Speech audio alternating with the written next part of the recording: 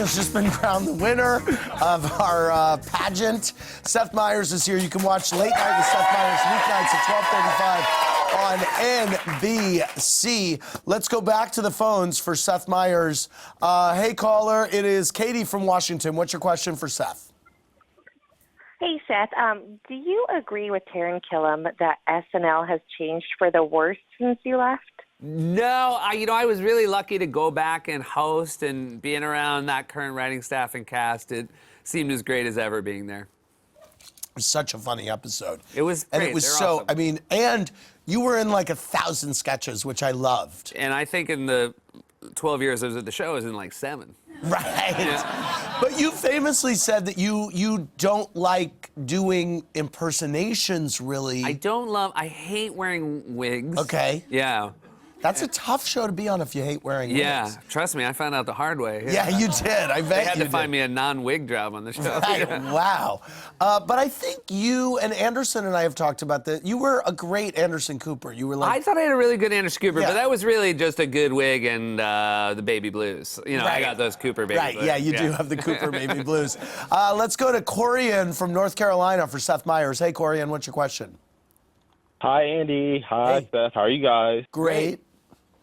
Okay, Seth, question. Who is one guest from Late Night you thought was going to be a total dud, but then you were pleasantly surprised with the interview? Oh, gosh. It's hard to answer this question without admitting I thought someone was a total dud. Right. Which seems very... I will say this. It was only my second show, and I didn't think he would be a total dud, but agreed. Linda as the receipt. Kanye West was a fantastic interview, and genuinely, because everybody on talk shows, I think in the back of their head, they're also thinking, oh, I shouldn't say exactly what I think because this is on television, and I don't think he thinks that way. So, Right. Yeah, that's always a get great guest. Very good, honest Absolutely. interview. Yeah. He was on your second show. Isn't that crazy? Yeah. Wow. Yeah. Your show is a parade of people who won't do my show. What? Yes. If I would it trade is. guests with you, and I love my guests, I would trade guests with you tomorrow. I love my guests, and I would trade guests with you. All right, great. There you go. You too, Linda, the receipt.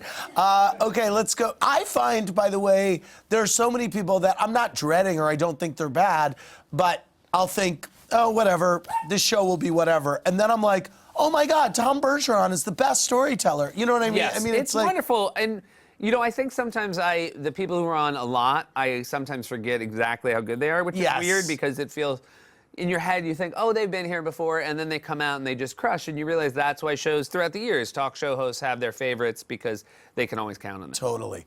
Let's go to Allie from Mississippi. Hey, Andy. Hey, Seth. I was wondering, what does it feel like when the President of the United States sends a nasty tweet about you and your White House Correspondents Dinner performance years later? I know I should be bummed out, but I'm pretty happy he remembers. Right.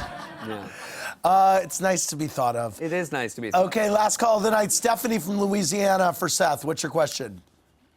Hi, I was wondering, what was it like backstage when Oprah delivered her iconic speech at the Globes this year, and were you surprised by everyone thinking she was going to run for president?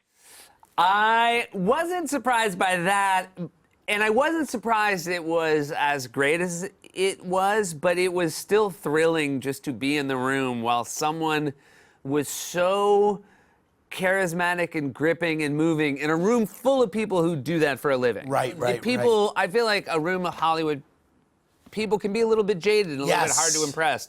And yet she had them all in the palm of her hand, and I think that just speaks to the power of Oprah, because not a lot of people could do that. Was that a hard room to do comedy in?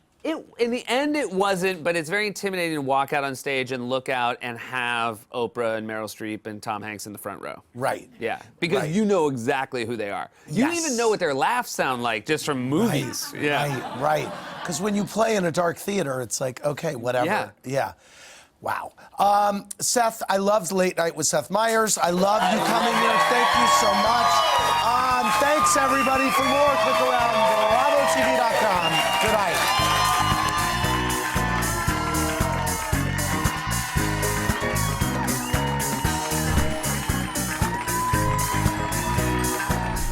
Thanks for watching. Watch more clips here and subscribe to our channel here. See ya.